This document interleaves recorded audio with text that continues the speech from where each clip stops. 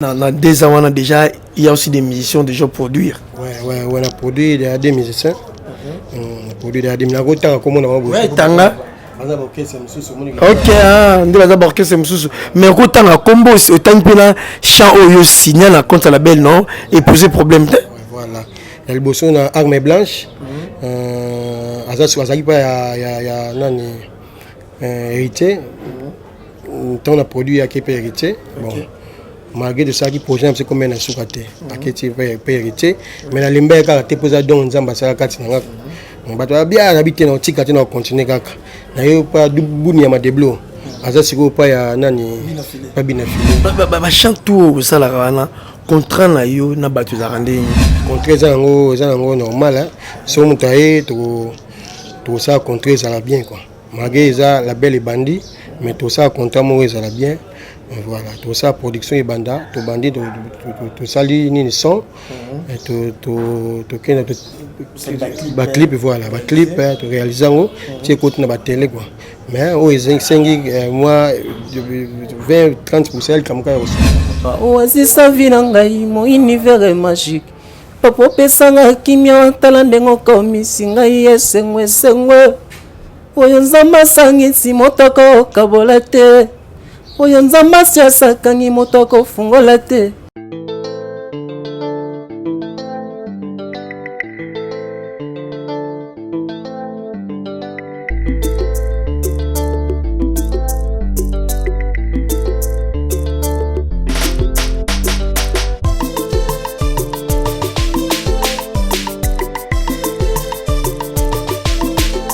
Je vous salue partout où vous êtes dans le monde. Bienvenue dans votre émission 100% vérité, présentée par votre humble serviteur Azer Sifo Mbolo, toujours dans votre chaîne RKTV officielle. Mon nom c'est Azer Sifo, mais ça vous savez nous ça kitoko wapi. Comme beau mesano, comme te mesana, na mesana ko zalanga morote na plateau na ngai.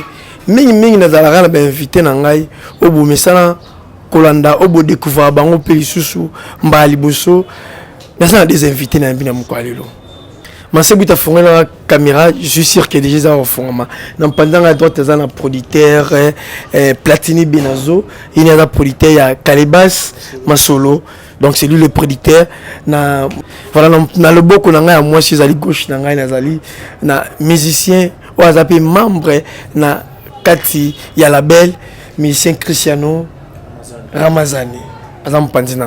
Voilà, bango de tokum de masola mkwalelo na bango. To ba là-bas on a producteur, bonjour. Bonjour. Ndeko Ramazani, bonjour. Bonjour monsieur. Voilà, on est là na bango de tokum la traité mkololo, to ba na président, il est propriétaire à la belle et la belle idée balaki ndenge pour ça la belle. Ah bon, idée bandaki banda moi kala. Idée banda moi kala. Na travail peine avec des gens à Boké Semsus. Yango singa que comme ça don nzamba pesanga. Donc igangaka. Yango sko ton comme oganga ndé yango singa que abi ata mwinda to bomina sa mese mona na ka. Yango sko ibando ganga comme sko temps oyo. Na travail na ba petit na ngako. Voilà, la belle comité on travaille ta ba petit na te batunyo soit ta ba vena yo a roya a vous avez chance. Ouais, voilà. On a minute on la autoproduction. Mais na minute o ba moni ke ba ko yo soutenir na Calebas ezaka ngamo te ba ko ya ba za na moyen na ba ba to travailler na ba. Voilà, veut dire Calebas production fournit ba porte pour tout le monde. On a battu tout quoi.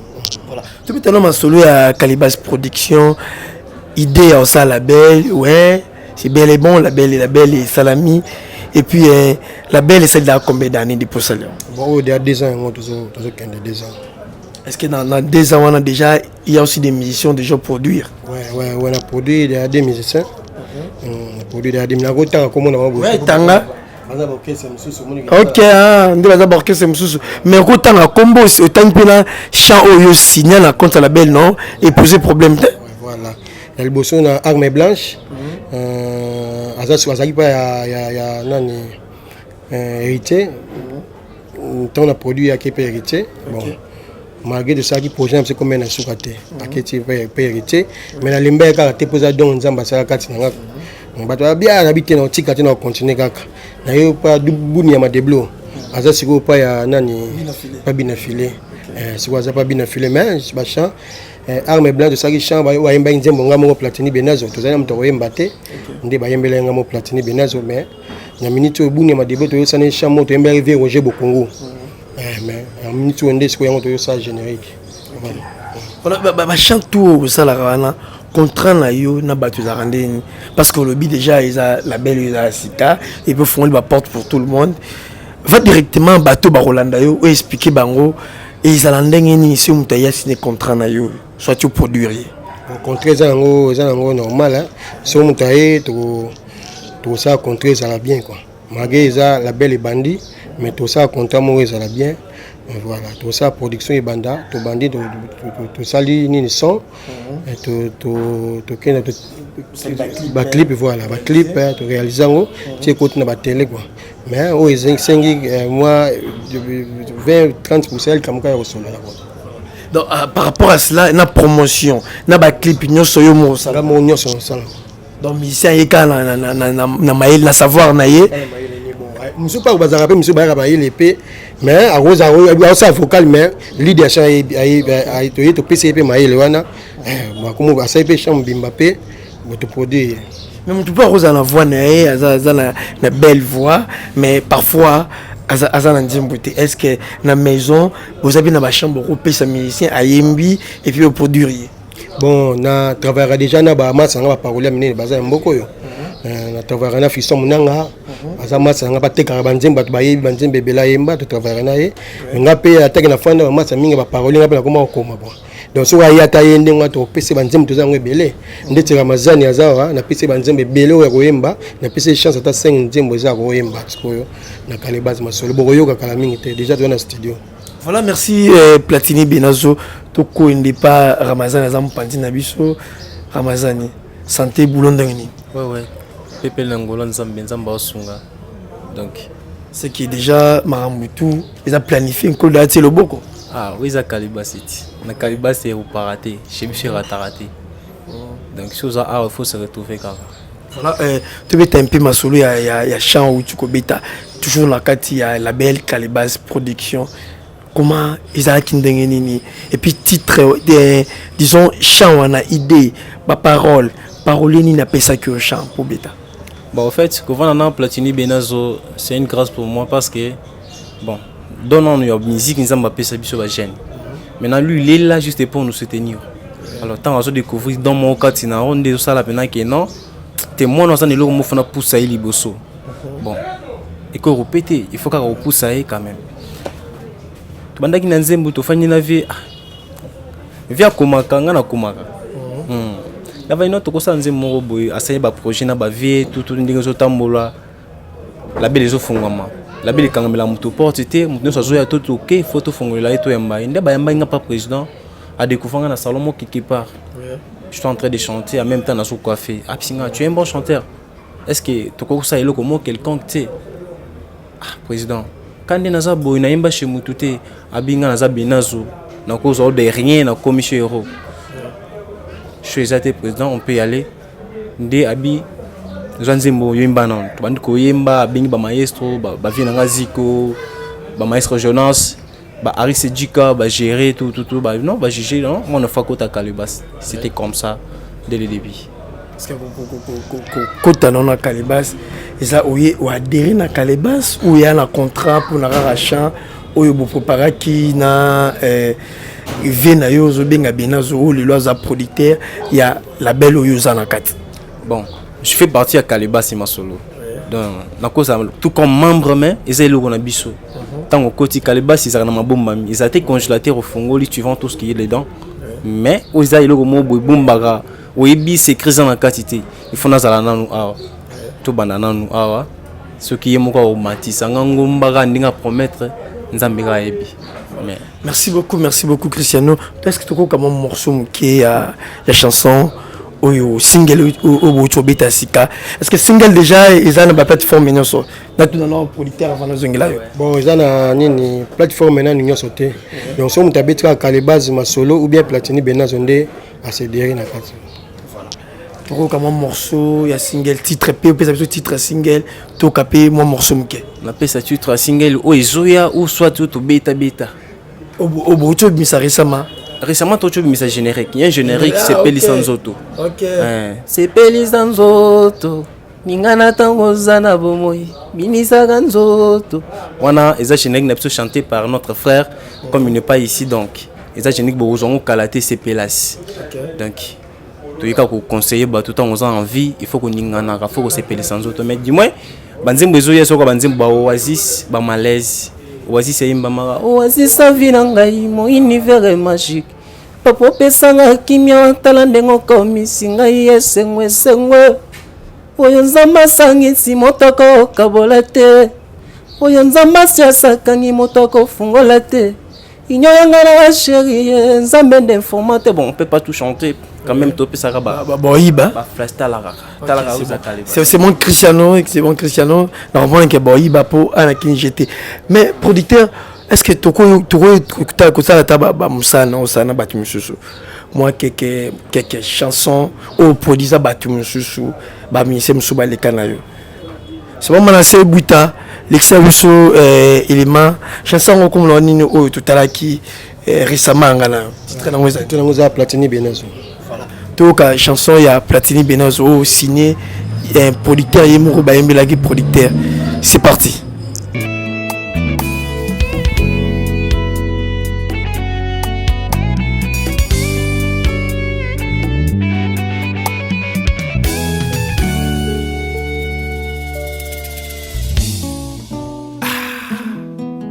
Ingénieur Jonas le Zolo, des Pères Studio, Mawadrokwa, Père spirituel Jafar Loupembe, complexe Col. Voilà, merci beaucoup la régie, merci Totali chanson Platini Benazo. Pourquoi kaka vous savez là qui chante Bayembela pour la rayon moza kolobo to ezaki nini vraiment. Bon, ezaka pour nga mokote na twande ko luka mutuni to ko yembela. Ko ko yembela mutumo bo lobby boyokani belo baba lukeli ko. Yonga benga mo fona bimanano. Nga mo bima on a mis ça na ba fox nyoso. Ya omoni njembo wana ezaka bien, ezaba so avec clip mora bien. Voilà, on peut sur fox et on continue. OK. Voilà, est-ce nana imba njembo wana. Ah, ça mi c'est mo arme blanche mais à ça la lead mais ça ba msuki ba sunga kai na kati. Bazaki. OK. Voilà, après yango nde ba moko boklisser la générique na bino ni Roger Bokongo. Roger Bokongo to yembela fena biso mo asala na banque Roger Bokongo. Après yango yepesi biso to yembela Lumelo to yemenze mo anniversaire to yembela ki fena biso mo Lumelo Fibo Lumelo Jean-Jacques Lumelo. Après wana nde to yango to yena générique CPLAS. Alors pourquoi que la générique CPLAS? Pourquoi CPLAS? CPLAS c'est ça tout ça qui est pour batumi baluka faut sepela la vie tant que ça bon il faut sepela faut attendre l'église puis to binango ningi ça nzo de tant que ça bon moi et ça m'a bêté yango to yembela sepela to kena biso te so ndenge ni mais tant que ça bon il faut bina oningana et ça la moi bien mais makambo ba maison production comme belé ba problème pe comme belé après yango na ba musicien assurance nyo ko assurer bateau ba koye pa na yo tant que producteur pour battre bébé n'est pas producteur parce que déception au bali sombongo au to beti pendulango mais promotion malongo ezati quelle assurance quoi assurer bateau ba koye panayo et pas Benazo Platini na maison ya production na yo. Voilà, là tu vas tirer bango le bossa na travail nani o bango ba sala ndeko tirer sous bateau mususu baya na Kalebaz Masolo mais na Kalebaz Masolo et le balango jika jika to collaborer na ye alobi ezala teka maison de production mais la minute déjà tout le monde répéter dans ba ramazan ndenga biso to ça déjà toujours répéter Sheida na matete donc Sheida na matete à partir 8h ti 11h va plus espace tout comme d'accord répéter wana quoi et comme déjà tout ça déjà move ça déjà quoi. Donc Kalebaz production eza maison production na kati na ngopé yo mo président ke Benazo vous avez un orchestre na yo. Voilà tout ça déjà orchestre fandi déjà. Donc orchestre fandi mais na zape na mama sanga travail ba maïso bango pe bazana kati ndeti baziko bon tout ça ba nani ba Jonas le Zolo tout ça mama sebele ba bazana kati pe kati Kalebaz Masolo. Bango pe ba pour la production to ba soutenir yo baza ba mas samsu to banda na bango pe ba idée ndeti baziko bon to banda na idée boati karabiso pété à tout moment to zalaka na quoi to travailler na pour ba to zalaka na bango quoi. Voilà, merci beaucoup, Président Benazo. Bino ba artiste ou fan parler dans ba ghetto. Ngongo ezali, texte ezali, maison production et font un peu na bino, Calibax production. Donc juste sur yokutana na producteur Benazo. Directement personne numéro en contact pour Robenga yo et puis na adresse côté nini maison ezali. Voilà, l'adresse toza na Matete, sommes ta kitchen arrêt Chilombo. À pousser le bosso à tout chez Benazo à Komamba. Mon numéro de téléphone est ça plus 243 89 54 65 827. Voilà, plus 243 81 0 67 14 32. Voilà Voilà, merci beaucoup. J'espère que le numéro de téléphone il y a écran comment déjà noté parce que pour ça vraiment il y a pas jeune talent. Il y a talent enfin on a parlé il y a qu'à maison production font un peu na bino. Vous avez ça là. Il y a Robak Césali, Cristiano. Ouais. Porte est ouverte pour tout le monde. Caliba c'est vaste. Boya, ba jeune le quoi nga boya, ou bazana posa ko yemba, ou bazana posa ko sala musala pour na mboka. Ba musicien tous un peu traité quelque part na ba façon moi ma mais tous un éducateur de masse. Ba chanson intelligente c'est ali, boya to yemba elongo, beaucoup tana ba risidika, ba believe nsasi, beaucoup tana na ba streli mobutu, ba to bazana ba yemba bino. Ba ingénieur ma gloire bazana ba yemba bino donc. Ba ya Caliba c'est ça trop vaste mais banzembo c'est belé biso tozaka na studio to travailler kalaté besoin clip ya générique ya CPLAS ou tozokanga ba coré to travailler so na posa ko assister na répétition ou yeka na staff ida référence c'est ça à Richilombo otuni staff ida ba olakisa yo okuta biso to travailler wana oni ça na posa ko soutenir acha biso maboko Benazo pesi da numéro président nga pesi numéro beaucoup milaé boya to yamba bino biso to za wana. Voilà, merci beaucoup. Merci, je suis sûr que le message est circulé déjà bande comme Kilumba P bayoki bazu message oyo. Voilà na zongelo président parce que tout le monde a rechuté. Je suis sûr que nyoso bat balinga ba déjà ba ebi maison production bazu contact et tout. Qu'est-ce que tu diras na ba jeune musicien na ba oba Rolanda biso na ba tout oyo pe ba na pour soutenir un mot pour na bango. Mani andenge ni bakoya epanayo bon soki ba koya ezala ngo penda problème te quoi soki ba ye ba kutana ba risi jika baza ba koma na bureau après ça ba koma na bureau nde ba kosolola après wana to rep to yoka bango o to moni kaza za kokuka nde ba to bana so to alika na moi test bon test eza bon test tant oye déjà moni que ça va o ya no test eza kana ngo kaka quoi ba ramazani bazawana ba yokiyo so ça va to démarrer na biso. Voilà, merci beaucoup. Merci. J'espère que côté premier institut Christian déjà le vigneson. Émission bazali quand même il faut que ça va mbote ça là voilà tout côté banzembo plutôt comme banzembo c'est belé to yembela bango yemba mo kekas ba malaise na bolingo ambetema na la mulue ba représailles ya bambanda elle est par la voix de mon cœur ma famille va voter yo approuvé par mes amis collection confirmant na suis félicitations la carte na famille na ba master ba souhaitanga bonheur yo bongola ngomalia yo prometanga bisengo mais pourquoi comme ba malaise wana ba malaise. Merci beaucoup Christian mais na mongongo na yoka ba royiba Christian oui bezango bon la Calibax pose oga mutu Calibax za mabomba mia pona ozwa mutu na kata Calibax faut zala ba charme zo bimisa ba royiba soki ba zoye parce que yemo ye biso akei faut zo nga boyenana donc il faut zo nga pa na nga quoi mais pour yibeza mo passe quoi dozana nae. Merci beaucoup Benazo Platini le producteur tourmo chité vraiment na suka traiter mo kwalelo mot de la fin et puis salutation na bato ba Rolando na mokwalelo. Bon na pesi bango mbote na bato nyonso to ba Rolanda biso o ba lingi biso na ba ope ba linga biso te bon tozana biso quoi tozali mais tozokena nous pour les ali sortie officielle ya CPLAS tozokena terrain après wana nde toko zala quoi. Merci beaucoup. Aujourd'hui aussi, il y a sortie officielle, il y a CPLAS, où il y a générique. Après, il y a un autre qui est dans le terrain. Moi, je ne sais pas pourquoi. Il y a remis les gens à Titalara, il y a les grands producteurs, Benazo, Azawana. Salutations, Nabato Barolandayo. Et puis, numéro de téléphone, c'est par Robin. Ça sera aussi possible. Ouais. Non, c'est pas un numéro de téléphone. Nous sommes dans la région de Cristiano Ramazani, CR7.